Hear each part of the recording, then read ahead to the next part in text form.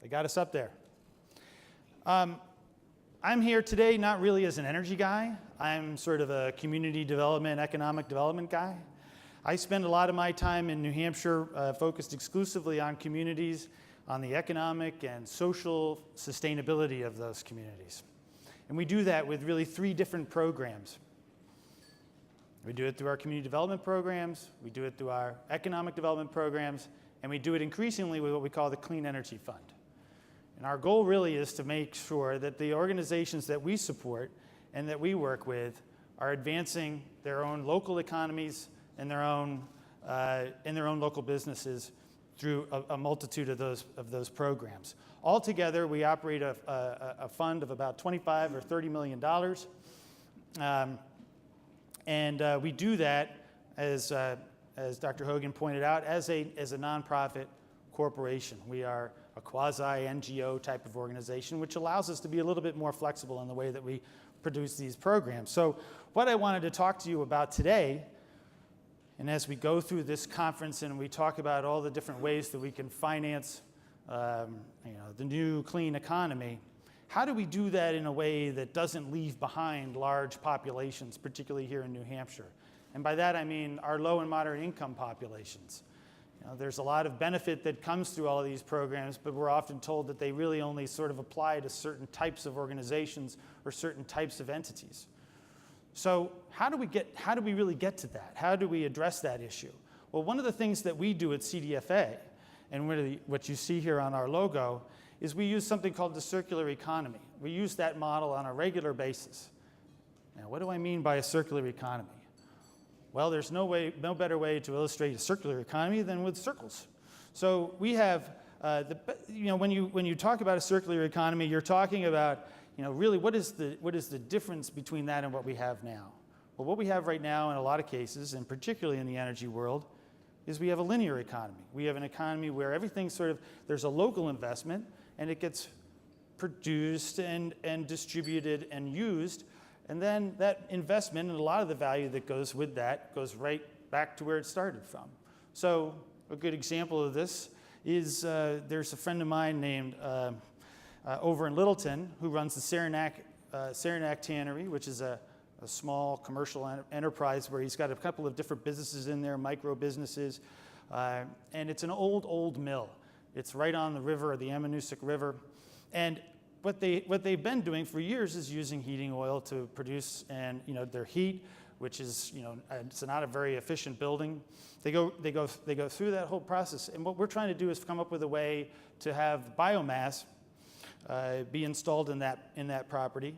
So instead of having our linear economy where we're talking about oil that's probably been produced somewhere, say in Venezuela, it's brought up by ship to Boston.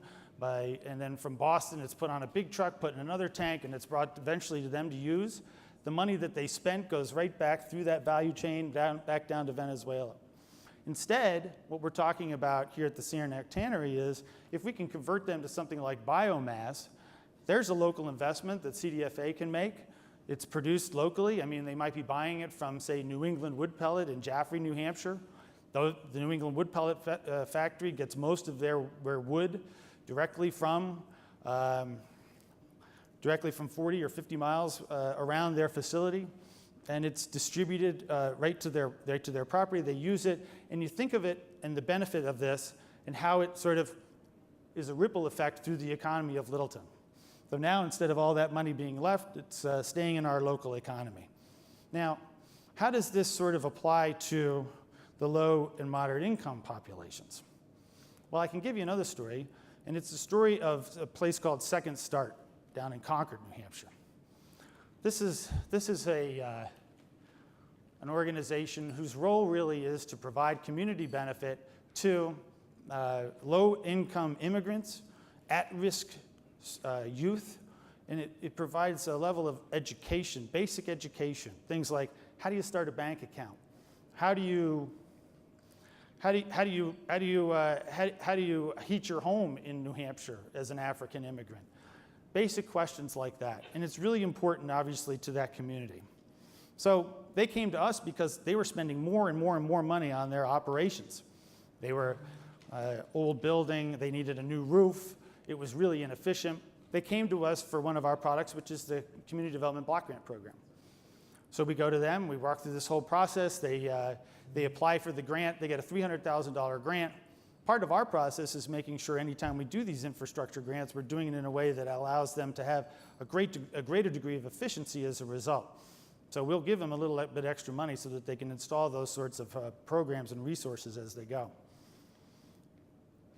But as we finish this, we're sitting in the advisory committee meeting, and we were going through all the pros and cons of this. We were literally looking it up. I go through my on my laptop and I open it up and I say, I want to see exactly where this place is. So I do the Google Map thing and I come up and I see where it is. And this is what I see. I see this is Second Start. And we're sitting there in the room, we're talking about putting a new roof on this building.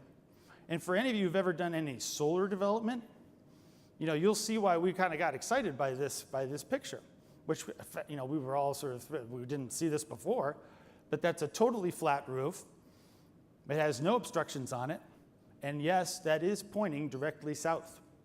So by the time they left our facility, through that meeting that we were having, we were talking to them about how can we integrate a solar solution to increase the benefit to your to this organization. And here we are about a year later, and they're just about ready to install that solar installation.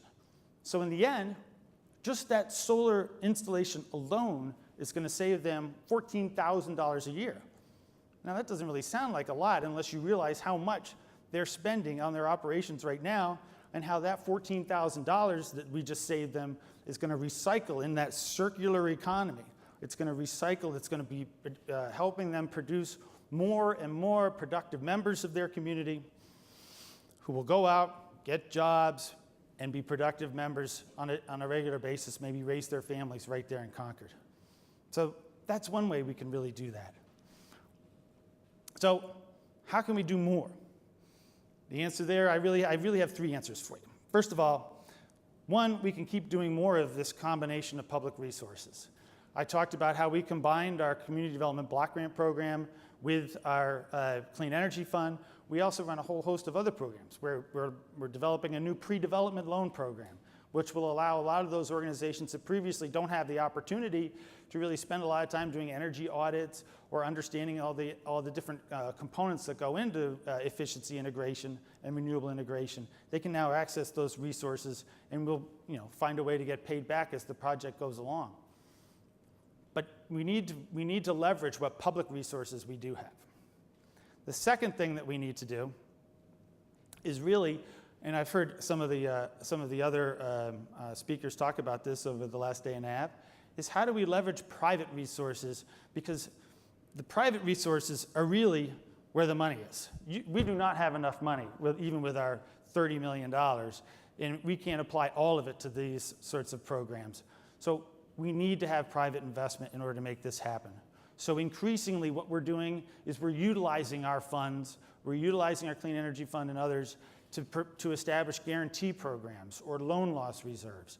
So we're able to go to our local community banks and say, hey, look, if you can do that $250,000 loan, we'll deposit a loan loss reserve in your bank in order to cover any sort of issues that may come up. It increases their ability to handle that risk. They'll come through with an affordable product, and then we go from there. And the benefit, again, just like we talked about with Second Start, is the ripple effect of keeping that money within the local community has an impact on everybody. The other thing, besides and what we call that obviously is a public use of public resources to de-risk private investment. The other thing we need to do, and again, something that's come up repeatedly this conference, is reduce the level of volatility in our state legislatures. We cannot attract private investment if we are continually changing the way that the state is getting involved in the projects. We do not have a ton of state investment in New Hampshire as it is already. And what little resources we do have on the state side are really often subject to the whims of whatever the political winds are. Now, I don't have the absolute solution for that, and I don't want to be so naive to think that we're ever going to really be able to go overcome those sorts of political issues. But I think that increasingly the way we see it is if at least we could say, just take us out 8 or 10 years, right? And then maybe we'll phase them out at that point. But then at least the investment crowd, the people that are making these investments know that there's that 8-year window or 10-year window. They can build it into their financial models, and they can make it all come together a lot. They can make those deals happen. And really, I think probably in the end, we're going to reach a point of parity in the renewable markets and efficiency markets, so that it's just part of everyday doing business. So where's this money going to come from? Well, we have the benefit in New Hampshire of living on the northern border of one of the most progressive and mature clean economies in the country, down in the Commonwealth of Massachusetts. A lot of the things that I'm talking about, they've already done, maybe 5 or 10 years ago in some cases. So what do we do there? Well, I mean, like I just talked about, we need less volatility, we need more opportunities for investment, but that's a state now where I think a lot of the low-hanging fruit is no longer necessarily quite so low-hanging, but we are a state that has nothing but low-hanging fruit.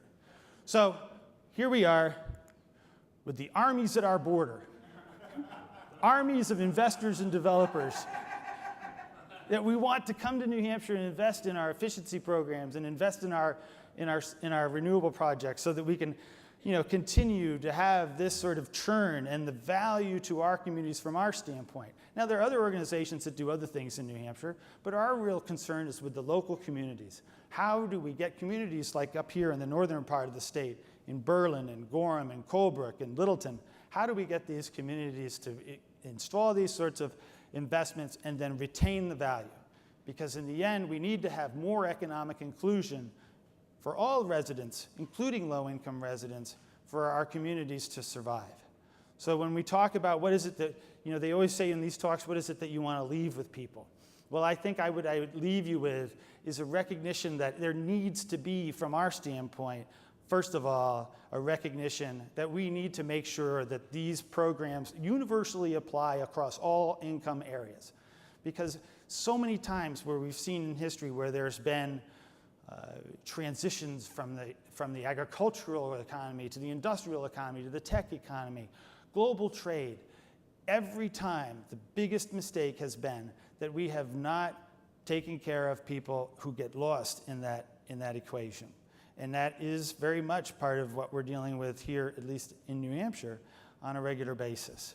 So recognize the value of economic inclusion, recognize the value of the circular economy as one way to be able to solve that problem.